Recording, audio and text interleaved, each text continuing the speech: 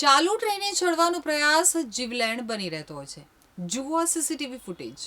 Surat railway station ઉપર ફરજ ઉપર હાજર રેલવે પોલીસના એક જવાન અને અન્ય એક મુસાફરની સમય સૂચકતા તેમજ બહાદુરીના કારણે એક મહિલા અને તેના બાળકનો જીવ બચી ગયો છે.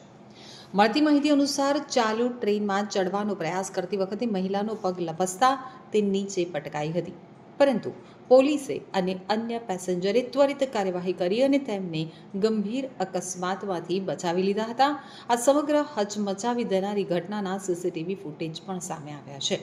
આ ઘટના 20 સપ્ટેમ્બરના રોજ સુરત રેલવે સ્ટેશનના પ્લેટફોર્મ નંબર 1 ઉપર બની હતી. એક મહિલા પોતાના બાળક સાથે પ્લેટફોર્મ ઉપરથી ચાલુ ટ્રેનમાં ચડવાનો પ્રયાસ કરી રહી હતી. ટ્રેને ગતિ પકડી લેતા મહિલાનું સંતુલન ખોરવાયું હતું અને તેઓ નીચે પ્લેટફોર્મ ઉપર પટકાયા હતા.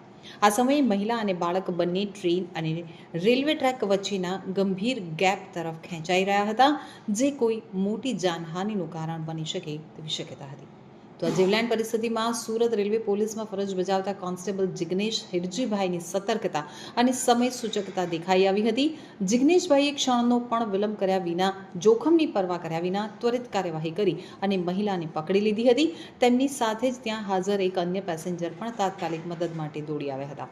તો રેલવે પોલીસના જવાન જિગ્નેશભાઈ અને અન્ય મુસાફરે ભેગા મળી અને ભારે જહેમતથી મહિલાને ખેંચી અને પ્લેટફોર્મ ઉપર સુરક્ષિત રીતે બહાર કાઢ્યા હતા.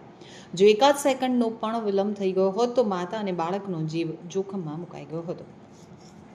પોલીસ જવાન જિગ્નેશભાઈની આ બહાદુરી અને ફરજ પરિસ્થિતિના કારણે રેલવે વિભાગ સહિત સમગ્ર સુરત શહેરમાં પ્રશંસા થઈ રહી છે.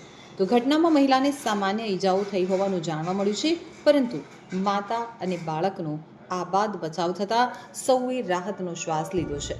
તો આ ઘટનાને પગલે રેલવે પોલીસે ફરી એકવાર મુસાફરોની સલામતીની અપીલ કરી છે અને ચાલુ ટ્રેને ચડવું કે ઉતરવું હંમેશા જોખમી છે. મુસાફરોએ હંમેશા ટ્રેન ઊભી રહેવાની રાહ